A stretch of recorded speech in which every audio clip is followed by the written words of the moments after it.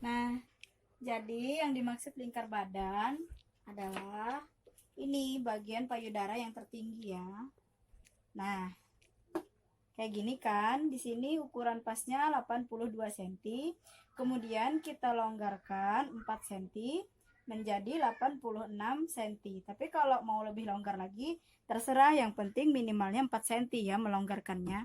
Itulah lingkar badan. Kemudian selanjutnya lingkar pinggang.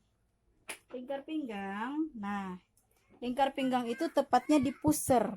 Boleh di atas pusar ataupun di bawah pusar. Nah, ini kan ukuran pasnya didapatkan 64 cm. Kita longgarkan 2 cm, jadilah 66 cm. Tapi kalau misalkan mau lebih longgar lagi terserah. Yang penting minimalnya 2 cm ya melonggarkannya.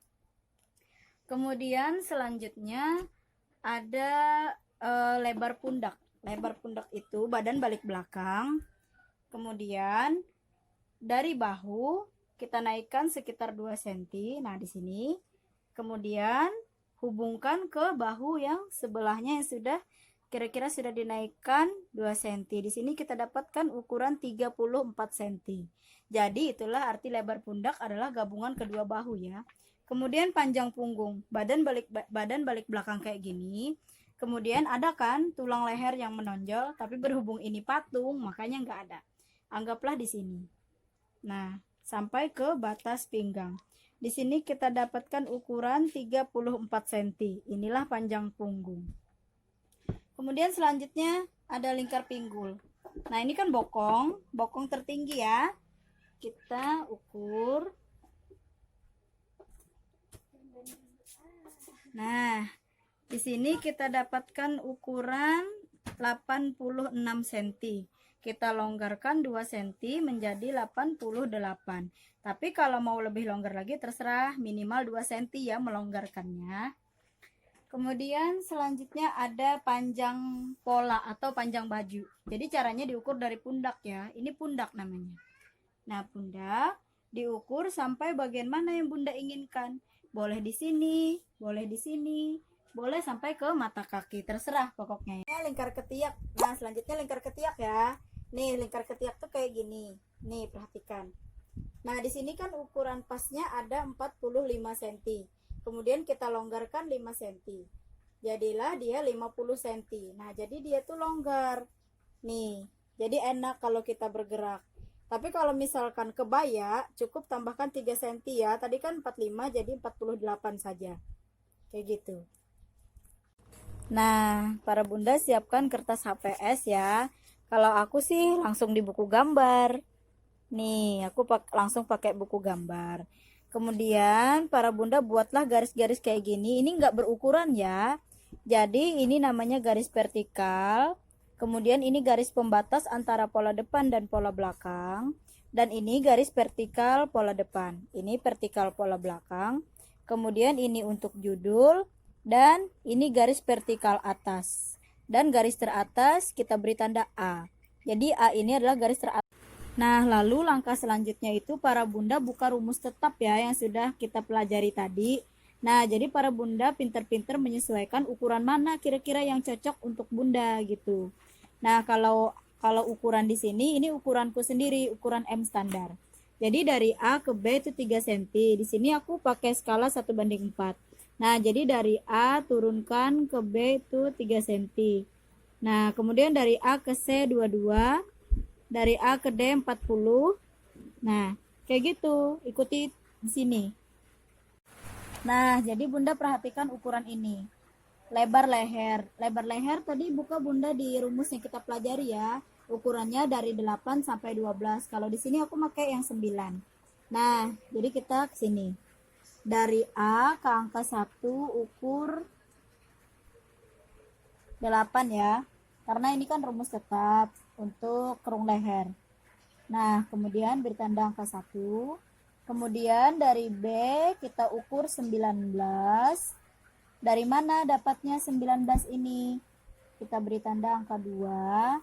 Rumusnya adalah dari lebar pundak dibagi 2 sama dengan 19. Kemudian dari C kita ukur 23. 23 dan beri tanda angka 3. Dari mana kok bisa dapat 23? Rumusnya dari lingkar badan dibagi 4 ditambah 1. Nah, dapatlah 23. Kenapa ditambah 1? Karena kan kita buat pola depan. Kemudian, lingkar pinggang kita ukur 21. Dari mana dapatnya 21? Dan beri tanda angka 4 karena lingkar pinggang kan 80 dibagi 4 ditambah 1 sama dengan 21. Kemudian lari ke pinggul. Lingkar pinggulnya kan 96 dibagi 4 itu adalah 24 ditambah 1 dapatlah 25. Nah, dan beri tanda angka 5. Itu hasil dari lingkar pinggul dibagi 4 ditambah 1. Nah, gitu ya. Kemudian F ini kan panjang baju aja. Jadi ini menyesuaikan aja dengan ukuran ini. Dari E ke 5 itu 25 kan. Maka dari F kita ukur juga 25 dan beri tanda angka 6. Nah, kemudian ini dari A turunkan ke bawah. Kalau di sini kan aku pakai ukuran 9. Nah, jadi ukur 9. Kemudian bentuklah kerung lehernya. Nah, kerung leher bagian depan. Kemudian 1 dan 2 hubungkan menjadi bahu. Nah, kemudian ini kita tinggal hubungkan titik-titiknya saja. Seperti ini. Tinggal kita hubung-hubungkan. Nah, kayak gitu. Kemudian ini untuk kerung lengan atau kerung ketiak. Jadi dari 2 ini kita turunkan dulu ke bawah menuju angka 3 kayak gitu. Kemudian kita ukur. Di sini kita dapatkan hasil 18,5. 18,5 itu kalau diambil di bagian tengah-tengahnya adalah 9 lebih sedikit ya. 9 lebih sedikit. Nah, jadi tengah-tengahnya itu kan di sini. Nah, kemudian kita ukur masuk ke dalam 1,5. Nah, beri tanda titik. Lalu kita hubungkan kerung ketiaknya. Oke, udah selesai pola depan. Nah, jadi perhatikan di sini. Lebar leher 3 cm. Nah, maksudnya 3 cm ini diambil dari mana, Bun? Yaitu diambil dari ukuran ini. AB-nya kan 3 cm untuk turun bahunya. Nah, jadi turun bahu itu ialah kerung leher belakang juga. Jadi, kerung leher bagian belakang itu tergantung berapa turun bahu kita. Seumpama Bunda mengambil turun bahu 3,5. Berarti kerung leher bagian belakang juga 3,5 gitu ya, Bun ya. Dan hubungkan deh kayak gini. Ini kan garis bahu nih. Nah, langsung hubungkan. Nah, jadi ini udah selesai untuk pola depan dan pola belakang ya, Bun. Nah, pola belakang juga sama ya, Bun, seperti pola depan untuk bagian kerung ketiak ini, yaitu garis seperti ini, kemudian cari tengahnya, lalu masukin ke dalam 1,5, bentuk deh kerung ketiaknya. Nah, gitu ya, Bunda ya. Oke, sampai di sini dulu materi kita ya.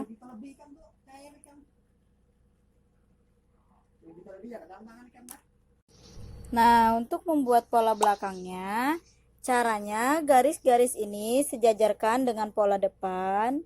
Kemudian yang membedakan itu hanyalah ukurannya aja. Nih, coba perhatikan. Dari C ke angka 3, kalau pola depan kan 23. Kalau pola belakang 21. Kenapa? Karena kan hasilnya setelah dibagi 4 dikurang 1. Sedangkan pola depan ditambah. Nah, jadi ini rumus pola depan. Dan ini adalah rumus pola belakang. Nah,